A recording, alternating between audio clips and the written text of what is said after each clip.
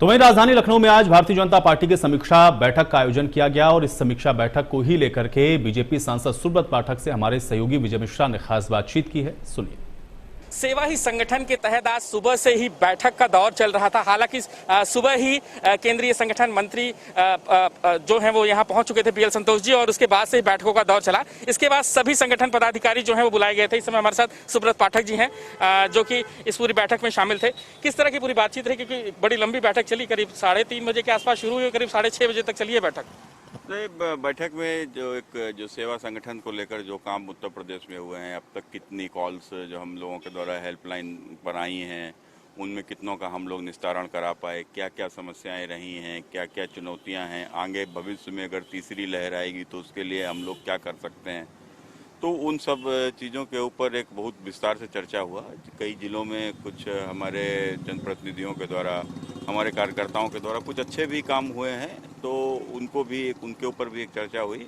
और शेष अपने पिछले जो राष्ट्रीय अध्यक्ष जी के आने के बाद में जो संगठन के जो काम दिए गए थे, उन कामों की समीक्षा हुई। इसको लेकर बैठक लंबे टाइम तक चली। आप कन्नौज क्षेत्र से आते हैं। हाल ही में जब मुख्यमंत्री जी का इटावा और उसके आसपास जब दौरा हुआ था, तो अखिलेश जी की तरफ से एक ट्वीट किया गया था और कहा था कि अब याद आई इसकी। क्या उनका कहने का मतलब ये था कि जो क्षेत्र पहले समाजवादी पार्टी के लिए फेमस थे, चाहे कन्नौज हुआ, इटावा हुआ, वहाँ पर बिल्कुल काम नहीं हो रहा है? देखो, जिनकी राजनीति का आधार ही वंशवाद, जातिवाद, क्षेत्रवाद रहा हो, वो एक योगी जैसे कर्मठ एक व्यक्ति जो उत्तर प्रदेश के मुख्यमंत्री हैं, सही मायने में योगी जी के प्रति वो देश की जनता क्या सोचती है, प्रदेश की तो बात छोड़ दीजिए, तो निश्चित रूप से एक योगी जी एक ईमानदार और एक कुशल शासक के रूप में साबित हुए हैं। और आज जिस प्रकार से कोरोना में जो बड़े बड़े नेता, स्वयं अखिलेश जी से अगर आप बात कर लो तो अखिलेश जी तो घर से निकले भी नहीं हैं, लेकिन योगी जी स्वयं जा रहे हैं और एक एक जिले में जाकर अस्पतालों का दौरा कर रहे हैं, वहाँ के लोगों से मिल रहे हैं, कोरोना से जो पीड़ित लोगों को किस प्रकार का इलाज दिया जा रहा है उसकी समीक्षा कर रहे हैं। ऑक्सीजन का जिस तेजी के साथ में, इतनी बड़ी समस्या आने के बाद जिस तेजी के साथ में उस समस्या से निपटने का काम यदि किसी ने किया है तो उत्तर प्रदेश में योगी आदित्यनाथ ने किया है। आपको देखने में आ रहा होगा अन्य तमाम राज्यों में जिस प्रकार से दिल्ली के मुख्यमंत्री चिल्लाते रहते हैं अभाव को लेकर, कभी ऑक्सीजन के लिए, कभी वैक्सीन के लिए, लेकिन हमारे उत्तर प्रदेश के मुख्यमंत्री, उत्तर प्रदेश इतना बड़ा प्रदेश होने के बावजूद भी चीज़ों को कंट्रोल कर लेना और भविष्य के लिए चाहे वैक्सीन हो या जो यहाँ के ऊपर हॉस्पिटल की जो व्यवस्था हो, सबको सुधार लेना, ये कोई मामूली बात नहीं है। एक मेरा आखिरी सवाल है, ये बड़ा चर्चा में आ रहा है कि शायद संगठन में कुछ बदलाव को लेकर के या सरकार में कुछ चीजें ऊपर नीचे होने को लेकर के उसकी भी चर्चा होनी थी, तो क्या ऐसी कोई भी चर्चा हुई है संगठन में जब आज बैठक हुई? हालांकि कुछ मंत्री भी आए थे यहाँ पे बैठक, और कल भी मंत्रियों के साथ बैठक जो है वो है इस समय पीएल संतोष जी का। आने वाले दिनों में उत्तर प्रदेश में जो तमाम हमारे विभाग हैं, हमारे जो प्रकोष्ठ हैं, मोर्चे हैं, जो जिनको लेकर अभी तक नीचे तक उनका गठन होना है, उस पर भी एक चर्चा हुई कि आने वाले दिनों में उसको पूर्ण किया जाए। यानी जो भी बचे हुए संगठन है उसमें बहुत सारे नए लोगों को मौका मिलना बिल्कुल तय माना जा रहा है।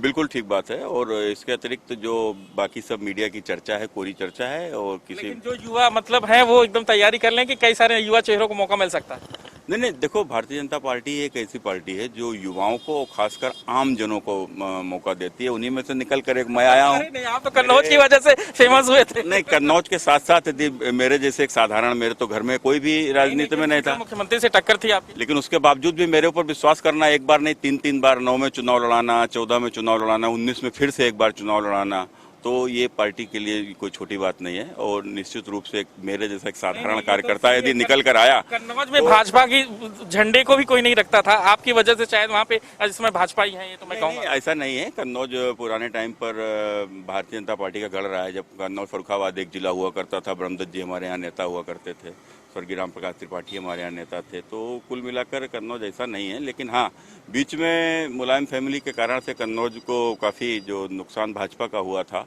वो अब वो स्थिति नहीं रही है। एक बार फिर से भारतीय जनता पार्टी वहाँ के ऊपर मजबूती के साथ खड़ी है और हमारे आम कार्यकर्ताओं की ताकत के ऊपर खड़ी है। धन्यवाद, आपने हमें समय दिया। तो बिल्कुल ये कहा जा सकता है जो संगठन की आज पूरी बैठक हुई है उसमें जो अन्य संगठन है उनमें नए चेहरे आने की बात यहाँ पर हुई है। जाहिर सी बात है कि यानी कुछ न कुछ जो बदलाव की सुगबुगाहट थी उसको यहाँ पर इंडिया न्यूज ने बातचीत में इस बात को फाइनल किया है। जो कि सुब्रत पाठक से हमारी बातचीत हुई उसमें ये फाइनल हुआ है कि हाँ, कुछ नए चेहरे बिल्कुल आएंगे, कुछ बदलाव बिल्कुल संभव माना जा रहा है और उसकी चर्चा भी आज की संगठन की बैठक में हुई। कल मंत्रियों की पूरी बैठक होनी है और ये माना जा रहा है कि कल का जो रिपोर्ट कार्ड है, जो फीडबैक है, वो यहाँ से सीधे केंद्र जा रहा है, यानी ऊपर दिल्ली पहुंचेगा। और ये एक जानकारी और आ रही है सूत्रों से कि 15 और 16 में जिला पंचायत अध्यक्ष का चुनाव होना तय है और ठीक उसके बाद मंत्रिमंडल में बदलाव होंगे, यानी उसके ठीक बाद जो मंत्रिमंडल के नए चेहरों की आने की बात है, ठीक उसके बाद इसकी घोषणा होगी। हसन हरिओम के साथ विजय मिश्रा, इंडिया न्यूज, लखनऊ। तो सुब्रत पाठक को भी आपने सुना, हमारे सहयोगी विजय मिश्रा ने उनसे खास बातचीत की और इसी पर हम लोग और बातचीत करते हैं। विजय हमारे साथ फोन लाइन पर जुड़ रहे हैं। विजय, सबसे पहले तो ये बताएं कि आज जो सारा दिन मंथन हुआ है, दरअसल अगर इसका हम लोग जिस्ट समझना चाहें, निचोड़ समझना चाहें, चूंकि आप तो लगातार वहां पर मौजूद थे, क्या कुछ आज निकल करके सामने आया है इस मंथन में, चूंकि कल भी बेहद महत्वपूर्ण बैठक अभी बाकी है? विजय जी बिल्कुल आयुष, आज जिस तरह से मौसम में बदलाव था उसी तरह आज राजनीति में भी काफी सरगर्मियां या कहा जा सकता है गर्माहट थी। यानी मौसम भी कल जिस तरह से बारिश हो रही थी और आज पूरा मौसम काफी गर्म था, उसी तरह आज राजनीतिक गलियारों में इतनी गर्मी थी कि हर कोई परेशान था कि आखिर क्या होने वाला है। और आपको बता दें कि सुबह से ही मैं भाजपा कार्यालय में मौजूद था और बीएल संतोष के आने के साथ ही भाजपा कार्यालय पे सुबह से ही जो एक सुगबुगाहट थी, लोगों का आना जाना जो था वो काफी बढ़ गया था। हालांकि कोरोना काल था तो उस तरह के कार्यकर्ता वगैरह नहीं आ सकते थे, लेकिन जो मंत्री वहां पहुंच सकते थे, जो संगठन के पदाधिकारी को बुलाया गया था, वो वहां पर सीमित संख्या में जो लोग थे वो पहुंचे वहां पर और पहुंचने के बाद पूरी बैठक हुई।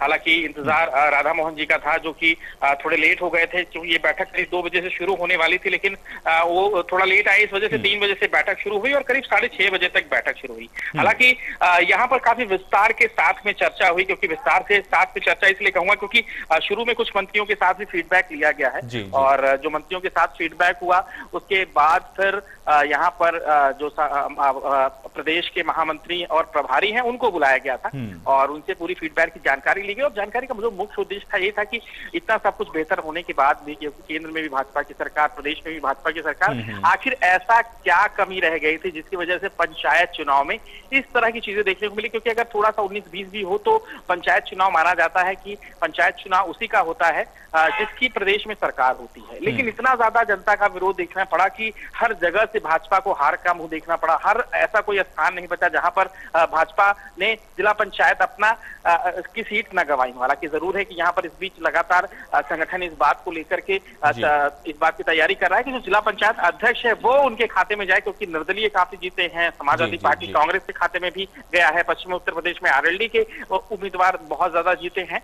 और इस बीच लगातार जो मंत्री या वहां के सांसद या वहां के जो पदाधिकारी हैं उनको एक ही ड्यूटी दी गई है कि ज्यादा से ज्यादा जिला पंचायत सदस्यों को अपने पाले में किया जाए और जिला पंचायत अध्यक्ष का चुनाव जो है वो इस बार खाते में हो। हालांकि यहाँ पर जो बैठक थी वो थोड़ा सा डिफरेंट थी। यहाँ पर इस बात की चर्चा थी कि आखिर नाराजगी का कारण क्या है, यानी जो नाराजगी है वो क्यों है जनता की, जिसकी वजह से इस तरह की चीजें देखने को मिली। तो यहाँ पर वही सब चीजें तय हुई, लोगों ने अपना फीडबैक दिया कि क्या कारण रहा नाराजगी का, किस तरह से यहाँ पर स्थिति ये है कि पदाधिकारी और मंत्री विधायक इनकी सुनी नहीं जाती है, ब्यूरोक्रेसी जो है वो लगातार हावी है और यही स्थिति है कि लोग अपने लोगों की मदद नहीं कर पाते हैं, जो जेन्युइन लोग की जानकारी देने के बावजूद भी उनकी मदद नहीं हो पाती है।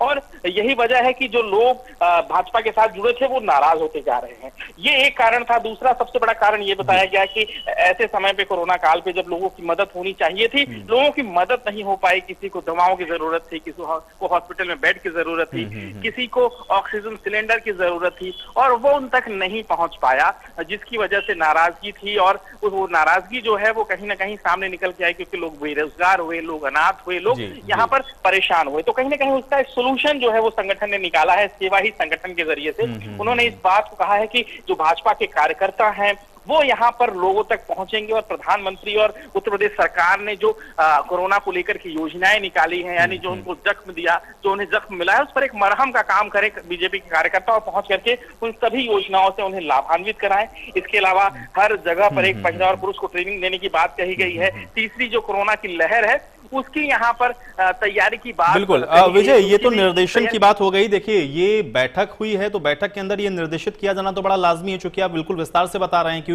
जो पंचायत चुनाव हुए उसको लेकर के तो समीक्षा जरूरी थी।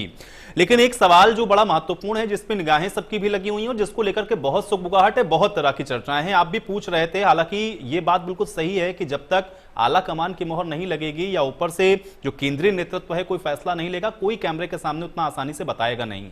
लेकिन लोगों से चूंकि आप मिल रहे हैं, उन तमाम मंत्रियों से, उन तमाम नेताओं से आप बातचीत कर रहे हैं, बॉडी लैंग्वेज और हाव भाव से समझ में क्या आ रहा है? मान के चलें कि क्या परिवर्तन देखने को मिल सकता है? क्या इस बात में सच्चाई नजर आई आज उन सारे लोगों से जब आप बातचीत कर रहे थे, मुखातिब हो रहे थे? विजय, देखिए, यहाँ पर मेरी 3 लोगों से बातचीत हुई है, जिसमें 2 लोगों से तो ज्यादा कुछ निकल करके नहीं आया। हालांकि ऑफ कैमरे पे तो काफी कुछ लोग बताने को तैयार होते हैं, लेकिन ऑन कैमरे पे जब आपसे कोई बात होती है तभी आप उस बात को इस तरह से कह पाते हैं। जो मेरी स्वतंत्र देव से बात हुई ऑन कैमरा, उन्होंने भी सिर्फ संगठन की चर्चा और इसी की बात कही। इसके अलावा खुद यहाँ पर गोविंद नारायण शुक्ला जी से भी जब बात हुई मेरी ऑन कैमरा, तभी उन्होंने सिर्फ संगठन की बात की। लेकिन सुब्रत पाठक से जब बात हुई मेरी, संगठन महामंत्री हैं, इसके अलावा कन्नौज से सांसद भी, उन्होंने अपनी बात खोल करके रखी। उन्होंने बताया कि संगठन में बदलाव एकदम तय माने जा रहे हैं, क्योंकि यहाँ पर जो आज चर्चा हुई है उसमें संगठन में बदलाव बिल्कुल तय होगा। यानी आज की जो बैठक संगठन को लेकर के थी कि संगठन में बदलाव होने जा रहे हैं, वो बात पर इंडिया न्यूज ने मुहर लगाई है, वो भी ऑन कैमरा।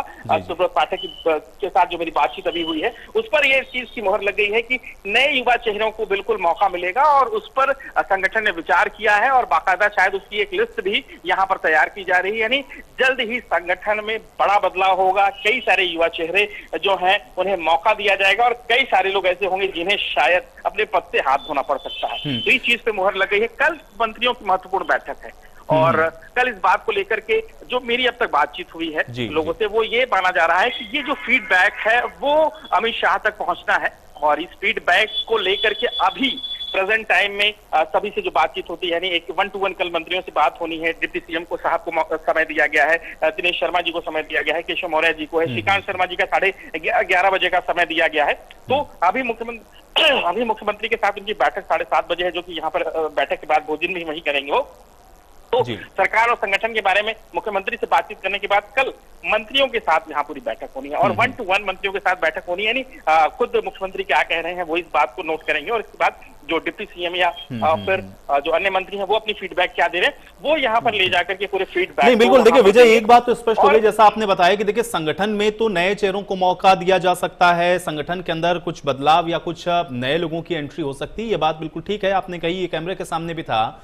लेकिन कल की होने वाली जो वार्ता है या जो कल की होने वाला 1-to-1 है, उसमें क्या आपको लग रहा है कि कल भी बहुत कुछ निकलकर सामने आएगा? ये उसके लिए भी हमको थोड़ा और इंतजार करना पड़ेगा कि इसका फीडबैक जो जाएगा उसके आधार पर भविष्य में हो सकता है या आने वाले कुछ दिनों में हमको अभी देखने को मिले कि हाँ कोई परिवर्तन की संभावना या गुंजाइश बचती है? विजय, एकदम बिल्कुल साफ सी बात है आयुष, कि आपने देखा होगा कि यहाँ पर सरकार के अंदर सब कुछ ठीक नहीं चल रहा है, और ये आज से नहीं, जब से सरकार बनी है तब से बिल्कुल ठीक नहीं चल रहा है। मुख्यमंत्री से लेकर के किस तरह की तकरार अंदर देखने को मिलती है, और किस तरह से शुरुआत में तकरार देखी गई थी कमरों को लेकर के, विभाग को लेकर के, और तमाम चीजों को लेकर के। हालांकि ये जरूर है कि इसकी शिकायत भी लगातार होती रही, और विधानसभा में एक बड़ा हंगामा देखने को मिला था, आपने देखा होगा। और अभी भी कई सारे मंत्रियों ने खुला पत्र केंद्र के नाम, संगठन के नाम और मुख्यमंत्री के नाम खुल करके लिखा ब्यूरोक्रेसी को लेकर के। तो ये बिल्कुल तय है कि अंदर सब कुछ ठीक ठाक नहीं चल रहा है। ये बदलाव जो मंत्रिमंडल विस्तार था वो पिछले हफ्ते ही होना था, लेकिन विरोध इतना बड़ा था कि इस समय केंद्रीय संगठन बिल्कुल नहीं चाहेगा कि ऐसे नाजुक मौके पर कहीं से भी ऐसा कुछ देखने को आए जिसकी वजह से यहाँ पर भाजपा को बड़ा नुकसान, क्योंकि जिला पंचायत उनके यहाँ से, जिला पंचायत चुनाव उनके यहाँ से जा चुका है। जिला पंचायत अध्यक्ष चुनाव अगर उनको ध्यान नहीं देते और इस बीच अगर मंत्रियों का बदलाव करते हैं तो जाहिर सी बात है कि जिला पंचायत अध्यक्ष के चुनाव से भी उन्हें हाथ धोना पड़ेगा, और ऐसे में विपक्ष को एक बड़ा मौका देना होगा। ये गलती की बिल्कुल भाजपा नहीं करने वाली, और जो मेरे सूत्र बताए हैं वो यही बताए हैं कि 15 से 16 तारीख के बीच में जिला पंचायत अध्यक्ष के चुनाव की घोषणा होनी है।